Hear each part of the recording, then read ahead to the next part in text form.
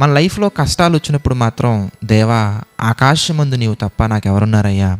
నీవు కాకపోతే నన్నెవరయ్యా ఆదుకునేది అని ప్రార్థనలు చేస్తాం. ప్రభువులో వాళ్ళు సమస్యల్లో ఉన్నప్పుడు ఎంత బలంగా ఉన్నారోనండి, సమస్యలన్నీ పోయిన తర్వాత ఆ సమస్యని వీళ్ళే ఎదిరించినట్టుగా మాట్లాడతారు.